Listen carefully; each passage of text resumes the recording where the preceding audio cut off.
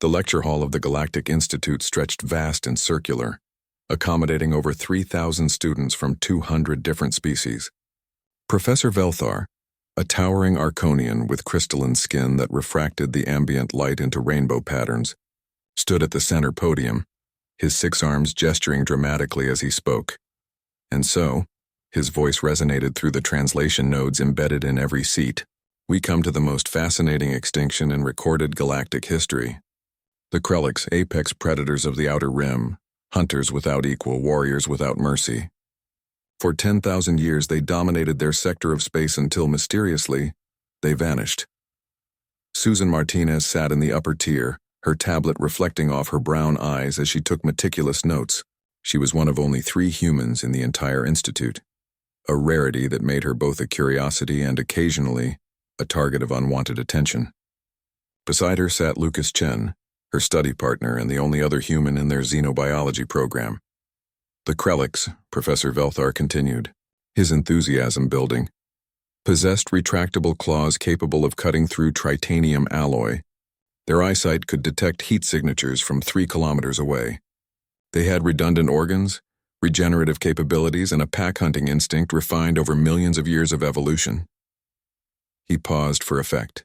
They were, quite simply, the deadliest species the galaxy had ever known. Lucas leaned toward Susan, whispering, "He's never met a honey badger."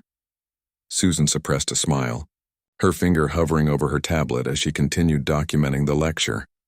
"Their disappearance," the professor said, his tone shifting to something almost reverent, "remains one of our greatest mysteries. No wars, no plagues, no astronomical catastrophes. They simply ceased to exist approximately 200 Earth years ago. Some theorize they transcended to another plane of existence. Others believe they achieved perfect genetic homogeneity and lost the ability to adapt. But we will never truly know." Susan's hand rose slowly into the air. Professor Velthar's primary eyes focused on her, while his secondary eyes continued scanning the room. "Yes, Ms. Martinez?" "Professor, with respect, I don't think it's much of a mystery," Susan said. Her voice steady despite the thousands of alien eyes now turning toward her.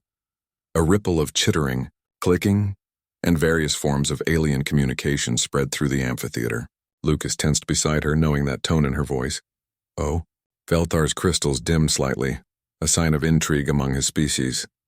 "Please enlighten us." Susan stood, her tablet in hand. "You said they disappeared approximately 200 Earth years ago. That would be around 1825 by our calendar? That's also when humanity began its major expansion into their region of space with our early colony ships. Surely you're not suggesting—" the professor began. "I'm not suggesting anything. Professor, I'm stating a fact. We have records. The Krelliks attacked 7 human colony vessels. They killed approximately 3,000 colonists total." Her voice remained clinical, but Lucas could see her jaw tighten. "We asked them to stop. They didn't." The lecture hall had gone completely silent. Even the atmospheric processors seemed to hush. "Humans," Susan continued, "don't have claws that cut through titanium. We can't see heat signatures without technology. We don't have redundant organs or regenerative capabilities. But what we do have, Professor, is pattern recognition, tool creation, and spite." A Vrelian student in the front row made a sound like wind through hollow reeds, their equivalent of a nervous laugh. "The Krelliks were ambush predators," Lucas added, standing beside Susan. "They relied on individual superiority. They never encountered a species that hunted them back with organized, strategic, relentless determination." Susan pulled up a file on her tablet and transmitted it to the main display. An old Earth military report appeared, written in English with galactic standard translation beneath. "Battle Report Krelliks Homeworld Pacification. Commander Sarah Okonkwo, Earth Colonial Defense Force."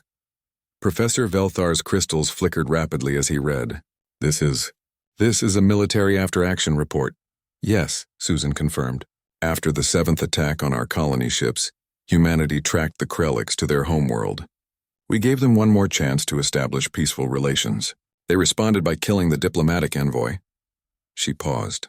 "So we did what humans do when something repeatedly tries to kill us and won't stop." "You eliminated them," Velthar whispered. "We gave them every opportunity to coexist," Lucas said firmly. "They made their choice. But the entire species, Fought to the absolute last, Susan interrupted.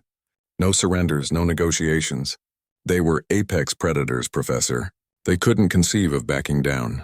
It took humanity 37 years of sustained military operations across 12 star systems. We lost almost 1 million soldiers. We didn't want to do it, but they gave us no alternative. The silence in the lecture hall was profound.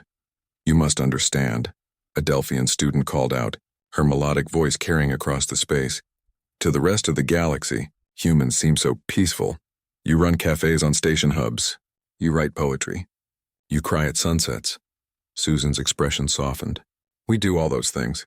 We love those things, but we're also the species that looked at the deadliest predator in the galaxy and decided they needed to be stopped. She sat back down. We're not proud of what we did. It's actually classified information in most human databases because we don't want to be known for it, but we won't lie about it either. Professor Velthar stood motionless for a long moment, his crystals cycling through colors that indicated deep processing. Finally, he spoke. I believe I need to revise my lecture notes. Class dismissed early today. As the amphitheater emptied, students giving Susan and Lucas a wide berth. Velthar approached them. Ms. Martinez. Mr. Chen, that information will be incorporated into future curricula with your permission. The galaxy should know the truth. Susan nodded. Just make sure they know we didn't want to, and that we'd prefer never to do something like that again. Understood, the professor said. Then, with what might have been respect in his tone, he added, Your species has an interesting saying, I believe. Speak softly and carry a big stick? Lucas smiled grimly. That's the one. We just wish more species would listen to the speaking softly part. As they left the lecture hall, Susan looked at Lucas. Think that was too much? No, he replied. They needed to know. The galaxy keeps thinking humans are harmless because we're kind. They forget that being kind is a choice we make, not a weakness we have. Behind them, the empty lecture hall stood as a silent testament to the lesson learned. Humanity wasn't the deadliest species in the galaxy by nature, but they could be when necessary. And that made all the difference.